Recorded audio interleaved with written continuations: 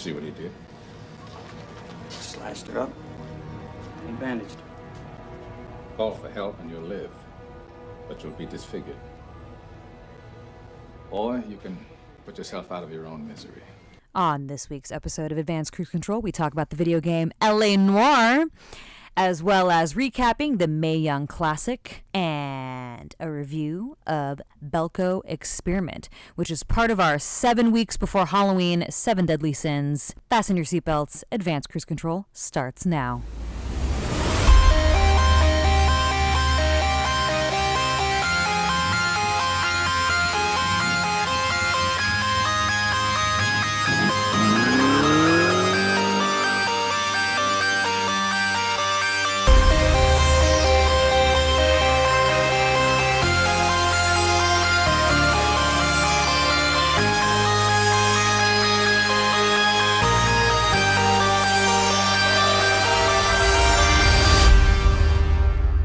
Advanced Cruise Control, coming in loud and clear. That is correctamundo. Wow, it has been fun. Yeah, I want to thank everybody that's been tuning in. For those of you that are following us, we do have a YouTube channel now. Yep, we got a full YouTube channel. We also have Advanced Cruise Control on Instagram Live. Yes, because we just recently went on Instagram Live. I'm loving the live. Yeah, the live stuff is really fun. I'm going to like this whole streaming business. We actually tested a stream. We did. We tried it out. We had some great interaction with the audience. But the game sucked. The game was fucking terrible. We played Until Dawn, like we've been hyping up, thinking it would be the bee's knees. Yeah, it was interesting because we were like, you were the one that told me about it, and it was a horror game, and you were saying how it has like all these different actors in it, and not just the actors though, like it's in their likeness too. It's got the chick from Heroes, and I like the chick from Heroes. Same. And it's supposed to be like scary and kind of like a Heavy Rain aspect, where it's like choose, like, make your own choices and it determines the story kind of thing, which I dig. I like that kind of stuff. I like that kind of stuff too. So I don't know why. Maybe we just didn't give it a fair shake. But, I mean, think about it. We played the game for 30 minutes. We were trying to hop the fucking fence and pet a squirrel for like 20 of those 30 minutes. I think the problem with the game is that it was way too slow.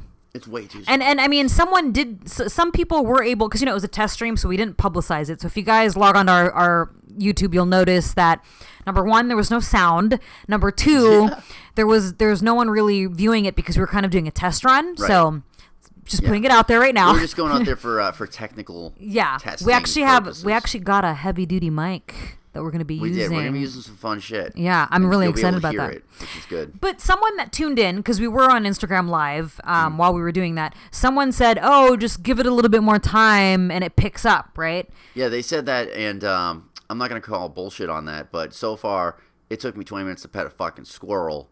And that part was really kind of annoying, actually. It was so fucking annoying. Because it was like, wait, stay hold still. The controller still. You so and I both tried. Put the controller down. You and I both tried. I put the controller down. Yeah, and then it still didn't work. And then I was holding it, and I was like, why is this not working? Why is it? And then can't get more still than not moving. Yeah, and I don't know. I just felt like the game was a little, for 30 minutes of gameplay, the game definitely was too slow-paced for me. Even with the decision making, like, do you want to do the quick way or the slow way? I want the quick way, bitch, and then it was not quick enough at all. Yeah, you always want the quick way. But yes. But speaking of gaming news here, Steven, L.A. Noire. Okay. Let me tell you about my two favorite games from previous generations of consoles. Mm-hmm. Number one was Red Dead Redemption. Yes. And number two was L.A. Noire. L.A. Noire was so far ahead of its time and so fucking just genius. It's like Heavy Rain. Heavy Rain rounds out that top three because they're just so intellectually superior than most of this run and gun nonsense that most of these games turn into. Like L.A. Noire, you're fucking interrogating people and you're not even listening to them. You actually have to see their mannerisms and if you doubt what they're saying and if you think they're telling the truth or if you think they're just fucking lying. And that's how it advances the story. So it's like you have to really think like an investigator. You like gotta be a sleuth, cop. I guess, if you will. That's kind of interesting, actually. And I'm a huge fan of, like, noir, like film noir. It's actually kind of funny that we're talking about this right now because I literally was watching Sunset Boulevard the other night. Great fucking movie. Trying to throw it back, man. I love classic films. And so LA Noire, this game initially came out 6 years ago? Yeah, 2000, it had to be 2011. Yeah, so that definitely is the graphics and everything, at the time, it was kind of whoa, what is this game? It was groundbreaking with the emotion engine that they had where you can read characters' facial expressions to the point of knowing if they're lying or fucking telling the truth just based on nonverbal tics. See, I like that. It kind of reminds me of an RPG game, where you kind of have to test your luck and choose your words wisely when you're talking to certain people and stuff like that. RPG stuff. Yeah, I know. We talked about this many times before. You're not really into RPGs. No, RPGs. Basically anything you like, I'm probably not gonna like. True. So I guess there's this game is being released or re-released, right? Because it's kind of like a remastered. Well, I think it's just a remastered version of the game that was released 6 years ago. But the cool thing is they have VR shit for the Vive. It's also going to be on the Xbox One, so that's going to be fucking cool for me. Yeah. And I just really dig it. I mean, I think they're doing a bunch of new missions and obviously it's going to look better. But to take that trip down that lane, I was just talking to you today how I haven't watched The Dark Knight in a while. Right. I'm due for a rewatch. Oh, I'm totally down to rewatch that. Yeah. I'm due for a replay. Okay, and see, I've never played it before, and after seeing gameplay videos and trailers and talking to you about it, obviously, and also being a fan of LA, noir, film noir, yeah. I really, really want to play it now, and it gets released November 14th of this year, with four new versions of the game, including VR, just like you were saying. It'll be available for Nintendo Switch. PS4, Switch. Yeah, the Nintendo Switch. Because there's nothing like getting your LA Noire fix on the go. Right, exactly. Nothing like reading people's faces while on the bus. True.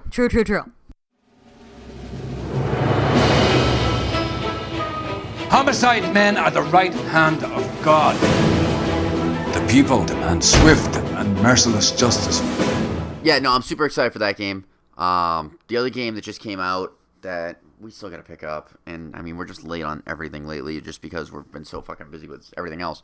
But Destiny 2. Yes. We got to get Destiny 2. I love Destiny 1. It was one of my favorite games of the past couple of years. It just keeps going. But now the second one, I heard it's just insane. It's just larger. It looks insane. And the graphics look crazy and shit.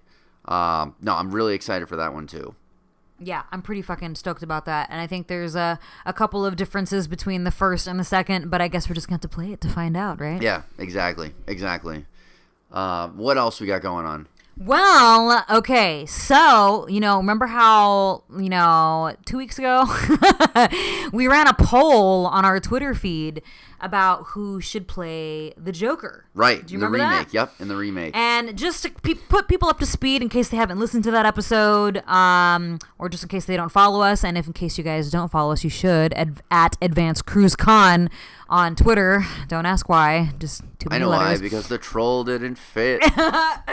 So we basically went over who we thought should play the Joker in the original film that's produced by Martin Scorsese. Yes. And the choices that we had was Miles Teller, Dane DeHaan, Caleb Landry Jones, and Bradley Cooper.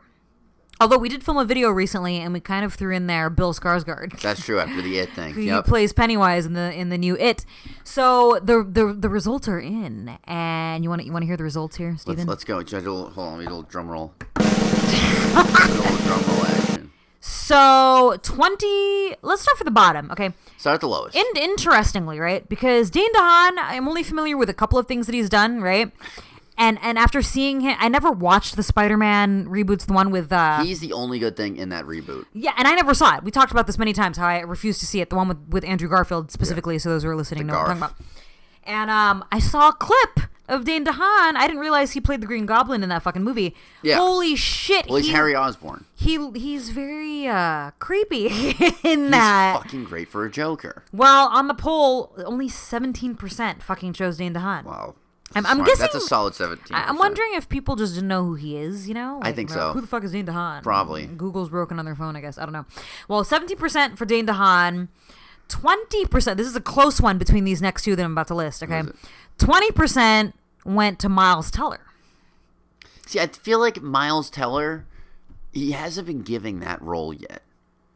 Like, Yeah, he's had true. the intense roles. He did Bleed for this. You know, he did Whiplash. True. He did War Dogs, his little comedy, Not Out. Yeah. But, like, he hasn't really had, like, a really twisted, where he's role. like a psychotic, And or, I think he has that, man. I think he has that kind of ability to go to that level. Well, maybe if they give him a chance, he can, find his inner Joker. Give I Miles guess. a chance. Give Miles Give Miles a chance. Hashtag give Miles a chance, yeah.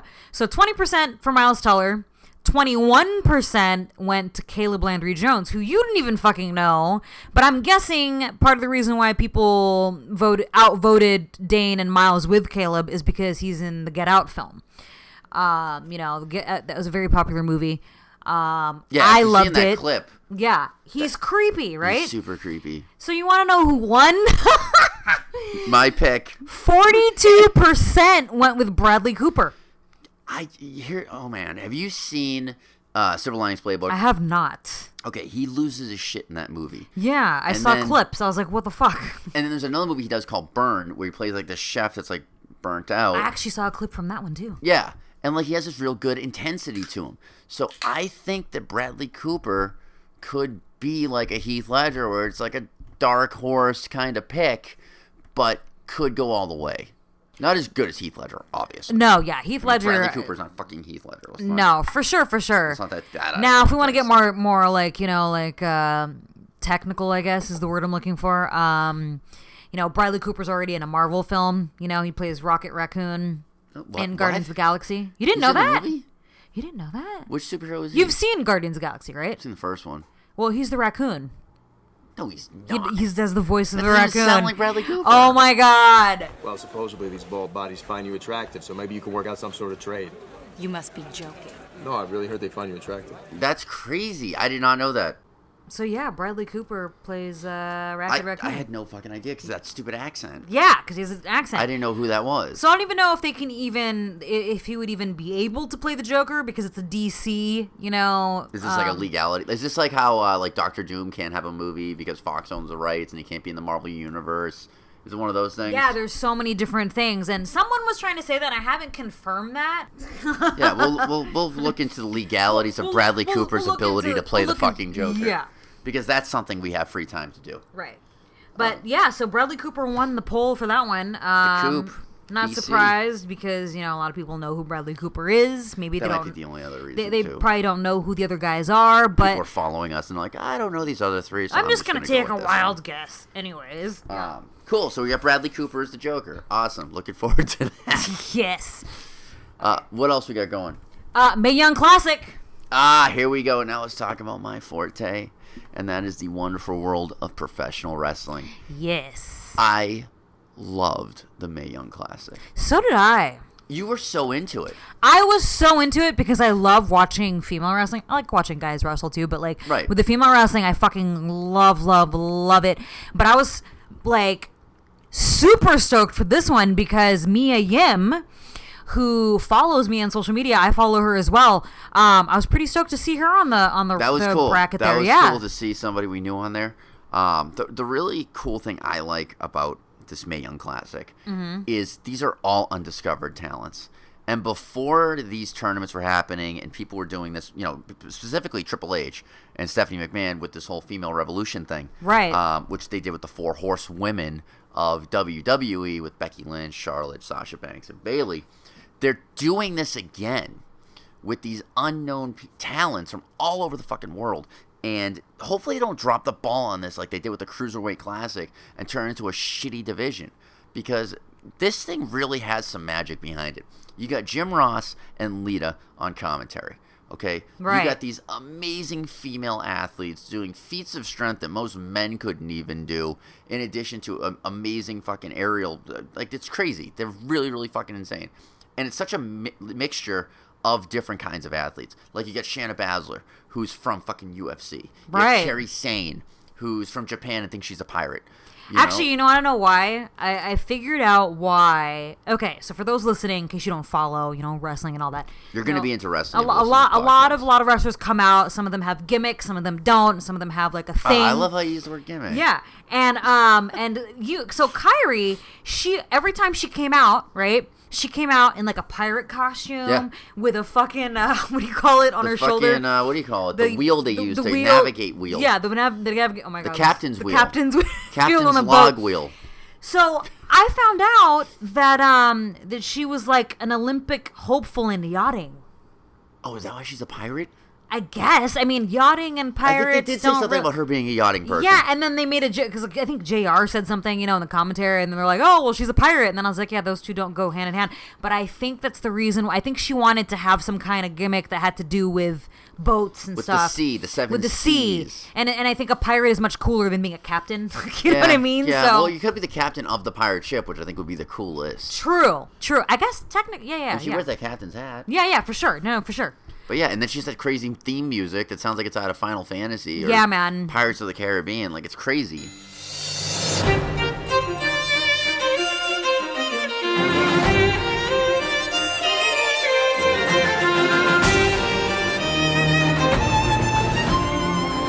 But yeah, I mean, and then you got, Piper Niven, who's that Scottish girl who's like 240 pounds, flipping around like she's a fucking cruiserweight. She's Scottish. Yeah, it's crazy. Mm-hmm. Some of the shit they have going on in that tournament was insane. Yeah, and the finals, we gotta watch them. Yeah, that's coming Tuesday up. night. Yeah, oh my god, and then we're gonna talk about it. I'm excited, and then we'll talk about it. Let's talk about it real quick because we watched all there was 3 episodes that we watched. I think 4, yeah. And the build up, right? The final 2 who we're gonna be watching ended up being Kairi Sane and Shayna Baszler. You knew it was going to be Shayna Baszler. Of course, because, UFC fighter coming into WWE. You got fucking Ronda Rousey in the audience. You got the other 3 horsewomen there. Okay. And then the WWE horsewomen in there. And they're obviously building towards Survivor Series. They were totally... They were horsewomen thing. They were definitely touching on like, ooh, is it possible? Is it going to happen? What? I think it's going to happen because think about it. Ronda Rousey lost her last 2 fights. I know I keep saying that, but it's true. It's true. Yeah. It's damn true. I may or may not have been cheering in Mexico when she lost to Holly Holm, but anyways, I think she's finally realized. Fuck it, I think I'm gonna go into fucking wrestling. Dude, look at Brock Lesnar. He wrestles like 6 times a year. He makes a shit ton of money, and he's the champion. She'll do the same fucking thing. She'll literally do the same thing. She'll come into that division. She'll legitimize the division for women, especially with this women's tournament. The WWE have this huge, diversity and amnesty thing going on right now where their fucking world champion is Jinder Mahal, who's an Indian guy. And then you got Brock Lesnar, who's a universal champion. And now you have this huge women's tournament that brings international women together. So they were saying like 32 women from 32 different countries. Yeah. Or 32 women from, I think it was like 16 countries. Well, yeah, because a lot of them were American. Let's be real here. There were a lot of Americans. And they were really fucking gimmicking all these people. Like, it was really I mean, cool. I thought that was kind of hilarious, actually. Like, they would be like, oh, yeah, from Mexico. And then Mexican music would They play, like, flamenco or Spanish music. Yeah. Or not even, because remember the one girl, she was from... She was American, like Connecticut, yeah. Yeah, she was Martinez, right? Marlena Martinez. Yeah, Marlena Martinez. She's actually from Connecticut, but then she came out... Waterbury, Connecticut. Oh, that's like fucking outside Greenwich, and they made her sound like she's from fucking the mean streets of Compton, and comes out to this the way she came out, they made it sound like she was from Compton or something. Crazy, it was crazy. A lot of those girls were brutal too, though. Do you remember the girl? What was her name? Was it Bianca? Brianna? Oh, Bianca Belair. Bianca Belair, the one with the hair. She's like a fucking Mortal Kombat She looks character. like a character from a Mortal Kombat character. She uses her hair. I remember we watched her fight Kairi Sane. Yeah. Holy shit. Dude, some of these matches, and Kairi Sane's fucking got the best elbow in the business. Okay, her finishing move. Let's talk about her finishing move real quick. This girl, for those listening right now, just to give you a mental picture in case you don't know or follow wrestling, she's 5'1". Easily 5 feet, though. She's probably tiny. Weighs like 112 pounds. If that. She's so tiny. And when she does her finishing move, she gets up on the very top of the turnbuckle, and she just fucking gets... Dude, she jumps. She just jumps as high as she can. She gets as high as she can. Body. and elbows into your chest. And her body looks like it contorts into a weird position. It looks like a rag doll. Yeah, and then she just lands that thing, and you're like, oh, God, that must hurt. It's devastating to watch. But yeah, and it's going to be really cool to see her versus Shayna Baszler, because Shayna Baszler is such like a UFC, like ground and pound. And also, Shayna Baszler looks frightening to me. Shayna Baszler looks very intimidating. She looks very all the frightening. Four Horsewomen. I would be afraid to fight Shayna Baszler. I wouldn't want to fight any of them. But yeah, so that's exciting. We're gonna have that. So that's wrestling. We'll have that coming up. We're gonna watch the final and then talk about who. Okay, I really want Kairi Sane to win. I think they're gonna give it to Shayna Baszler, and they're gonna start this whole 4 horsewomen versus 4 horsewomen. Do you think that's what's gonna happen? Do you think this is the beginning of something leading into Survivor Series, where it's gonna be a 4-on-4 match? It's going. What the fuck else would they have planned here? They did show that little tidbit of the 4 horsewomen from WWE, and then the 4 horsewomen from UFC kind of facing off, coming together. And then Ronda Rousey starts talking shit, and she's like, "What? You want to do it now?" Yeah, she's like, "Name a time and a place." And then she goes, "Oh, okay, not right now. All right then." Like, $40 million payday, Survivor Series. And then all of a sudden you're thinking, "Oh, it's gonna happen." It's definitely gonna happen. It's gonna happen. It's definitely gonna happen. So shit. I guess that's our wrestling news. So Do you have anything else to add to the wrestling? I don't know. I'm looking forward to Raw tomorrow night. You know, I'm really liking what they're doing with Ambrose and Rollins as far as this whole, like, we work together extremely well. You know, some shit's going to go down, and they're going to, like, headline WrestleMania together, you know, as opponents, which would be kind of cool. So, I don't know. There's some really cool shit going on. I mean, we're going to No Mercy. Oh, we wanted to announce that because that's coming up. Yeah. That's coming up September 24th. If you're in Los Angeles or near Los Angeles, guys, live from the Staples Center is No Mercy. You should get your tickets now. Why are you plugging No Mercy so hard like that? I don't know, because that was a little, like, WWE's not giving us anything for this. But you know what they are giving us? What? The gift of Brock Lesnar. Versus Braun Strowman. That's what I was getting ready to say. I was about to be like, but, you know, I really, to see Brock Lesnar in person, man. That guy's Lesnar and Strowman. These guys are just two, it's almost as if two, like, fucking lumberjacks decided to beat the shit out of each other. That's true, actually. Fuck. Lesnar's a beast. What's more entertaining?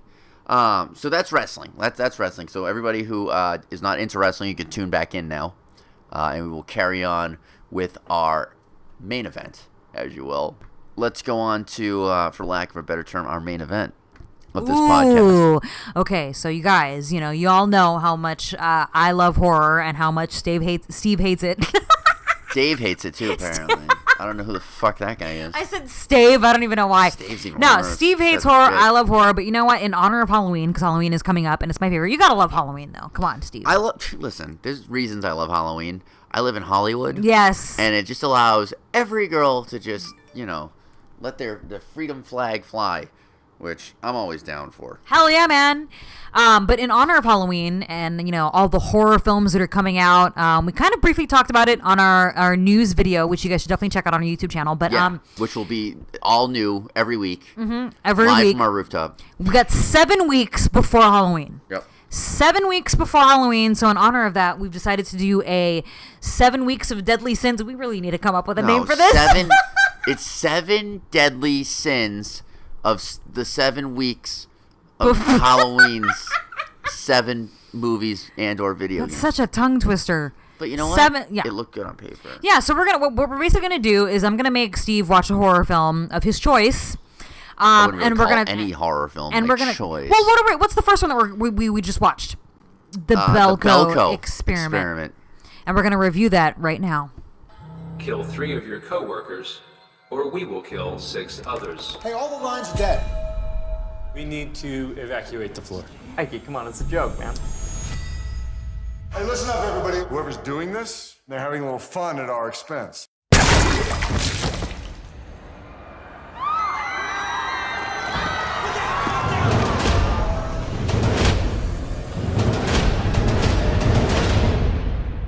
Stage 1.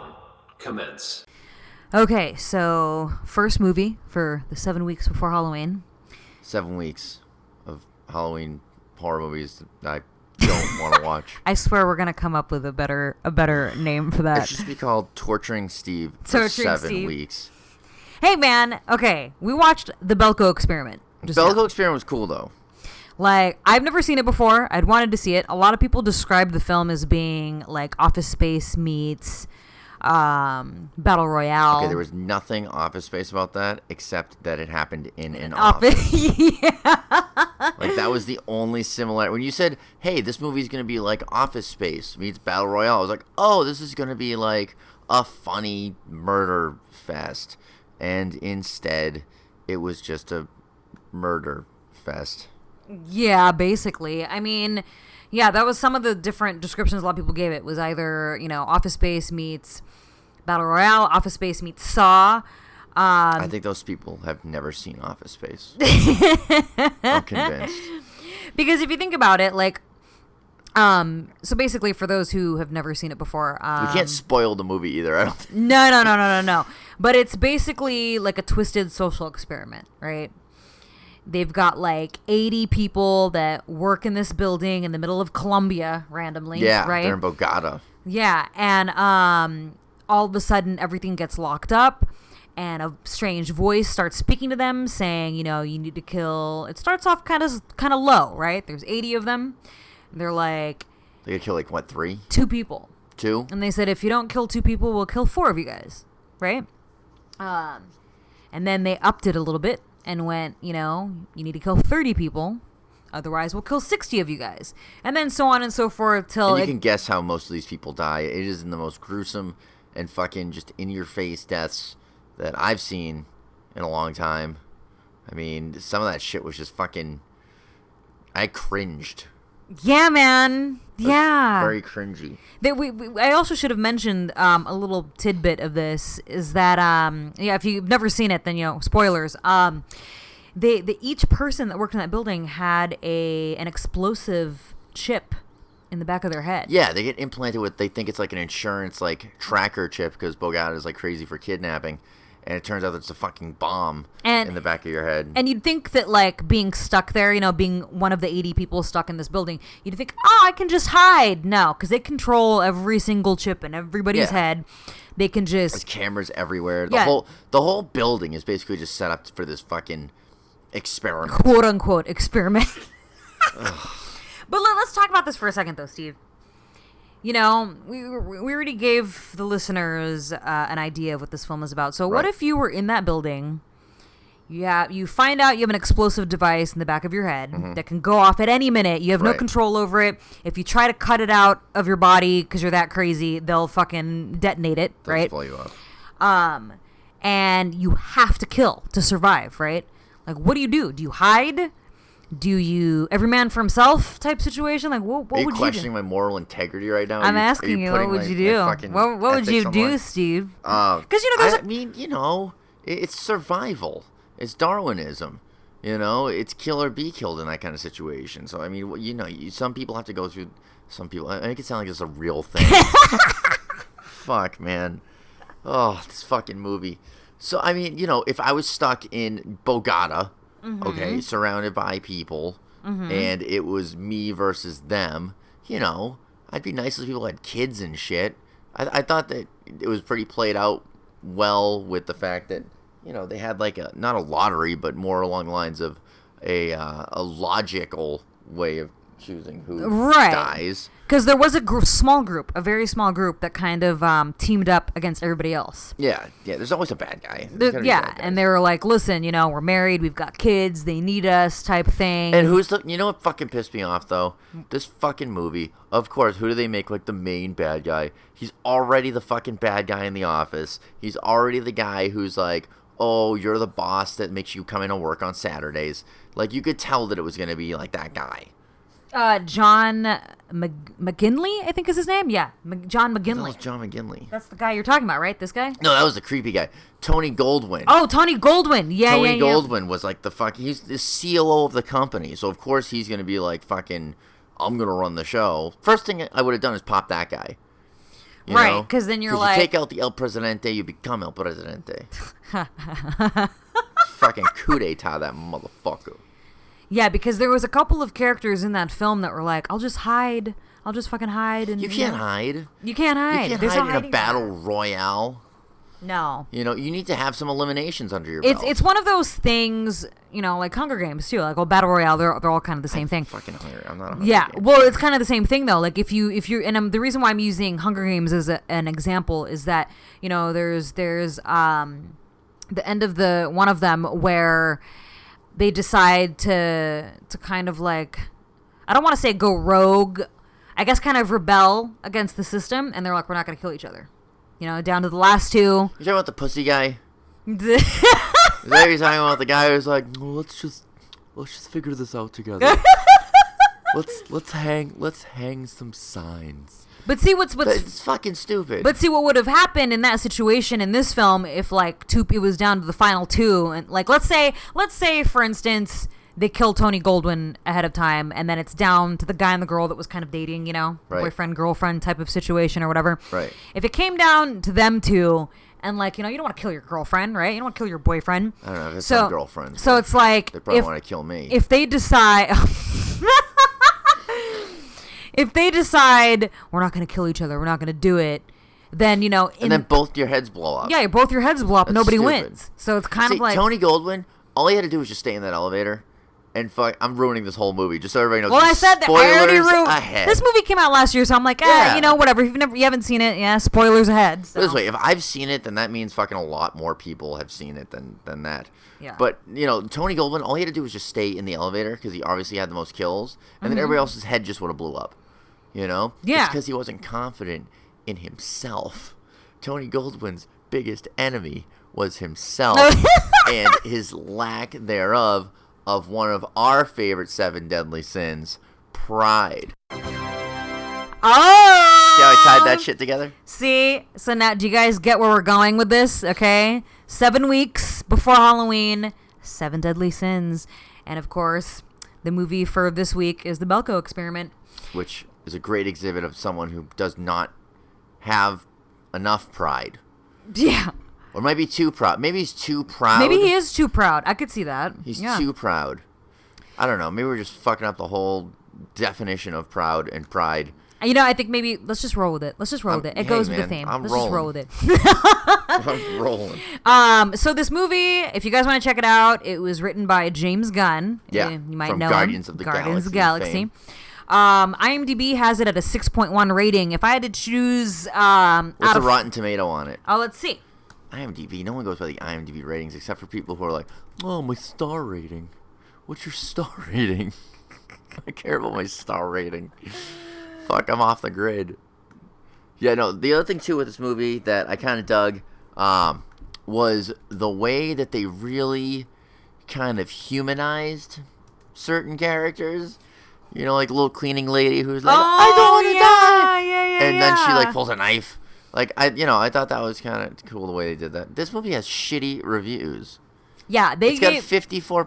54%. I mean, it's a horror film. You know, a lot of horror films don't really have that high. Although Get Out, I mean, we're totally on a different topic now, but Get Out was like 99% for the longest time. It was 100%, and then it went down to 99. But yeah, Belko Experiment, like I said, 6.1 on IMDb, 54% on Rotten Tomatoes. If I had to score it out of 5, I would probably give it a 3. I give it like a 2.5.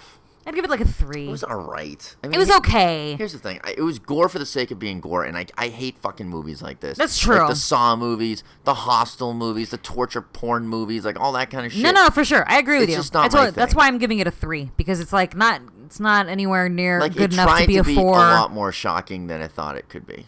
Yeah, it was definitely a gory. They're definitely going for gore. And I feel like I've seen this fucking thing before. Well, I mean, it's kind of the same It's makeup Saw. of. It's Cabin in the Woods. It's It's same everything. shit. It's the formula of a lot of films, right? It's Like I like- said, you know, you've got You got this hidden black battle ops roy- organization yeah. that's running this fucking experiment. I saw or that this another game. movie too. I can't remember. Every It's gonna fucking bother me. movie. Where they show like a screen at the end. Where they're like, oh, they're doing this everywhere else. I can't remember Yeah. what movie that is. If anyone's listening, maybe you can leave it in the comments and tell me what I'm talking about, because I can't remember. I But don't know. I feel like it's like Cabin in the Woods was like the exact same fucking thing as this. And then what was the other movie that was just like this? I don't know, but like these There's a movies lot. There's a lot. They're so common now. Yeah. Like I feel like there was no. I was waiting for like some cool twist where like the chick ends You know, up working honestly, on the okay, inside let's talk or about some the shit. ending because we're already got spoilers here, right? Let's talk about the ending real quick. I was expecting something crazy to happen at the end, like, you know, maybe the girlfriend is in on it or some kind of weird twist, you know, plot twist or whatever. Yeah. No. The very end, It was straightforward. They take the one guy that you least expected to fucking win the whole fucking thing. Jim from The Office. The one guy who like basically is like oh we can't He's do this. Jim from The Office. It's like if Jim from The Office had to be a homicidal maniac, you know, but like felt bad about it. Yeah. That's this fucking guy. So they tell him he won, right? And I was like, okay, what kind of twist are they gonna have? He's gonna walk out those doors and his head's gonna explode. Like, haha, no one really wins in this game, whatever type shit. But instead, they take him into this room, right? They take him out of the building. All these like armed fucking guys, and there's this dude, and this doesn't always even a dude with the scar. Yeah, always a dude with the scar. He has scar. like this weird burn on his face that like, okay, we're just gonna have to assume this guy is he the winner from the last experiment? Like, why is his face like that? You know, so dumb. And he tells them, "Oh, we do experiments like this all the time," and And The then best is when the guy goes, "Well, why?" And he goes, "Well, you know, there's some social experimentation that you just can't really do anymore, and so we It's like this. We gather data. And, like, give me a get the fucking yeah. break. I feel like that's where James Gunn failed with the writing. It's like, dude, you know, okay, we get it. There's a lot of blood, gore. People are killing each other for, you know, to survive. Every man for himself type of thing. And then at the end, you end it with that, and it's just kind of like, oh, well, that was kind of disappointing. I feel like he wrote this movie, and then he was like, oh, you know, I'm going to make this fun little fucking romp through a fucking office building. And then they're like, oh, hey, you want to do Guardians of the Galaxy? And he's like, oh, yeah, I'll just wait to put this on the back burner. And then he came back to it, like, years later, and he was like, oh, fuck, like, whatever. And then he just got rushed out, you know? Like, there was no cool plot twist. Like, it would have been really cool if, like, the chick, his girlfriend or whatever, was, like, on the inside, and she kills him, and then she walks out, and, like, she's part of the whole fucking thing. Well, that's what I was expecting. The whole time we were watching it, we were like, oh, what if that chick's in on it? You know, like, there's got to be some kind of weird fucking plot twist. Yeah. And, you know, yeah. But, or he walks outside and there's like a whole new experiment, or like he wakes up. I don't know. The wake up thing would probably be stupid, but I don't know. Like, I expected a lot more out of it. I definitely expected a lot more out of it. So it was way too straightforward. Yeah, it was. It was. Well, there you have it, folks. That's for our first week of 7 weeks of Deadly Sins. 7 weeks of 7 deadly sins, watching 7 movies that Steven fucking is gonna hate. AKA putting Steve through hell. Yeah, AKA welcome to my own private hell. All right, guys. Don't forget to follow us on YouTube, Advanced Cruise Control. Don't forget to follow us on Twitter at Advanced Cruise Con. Of course, Instagram at Advanced Cruise Control. Look out for some live streams with our gaming. Fun stuff on YouTube coming up. We have a lot of fun stuff on YouTube coming up. Digests going on. Yeah, you guys got to definitely check out our weekly digests that are on YouTube. You'll dig it. And our next episode, we got some cool guests.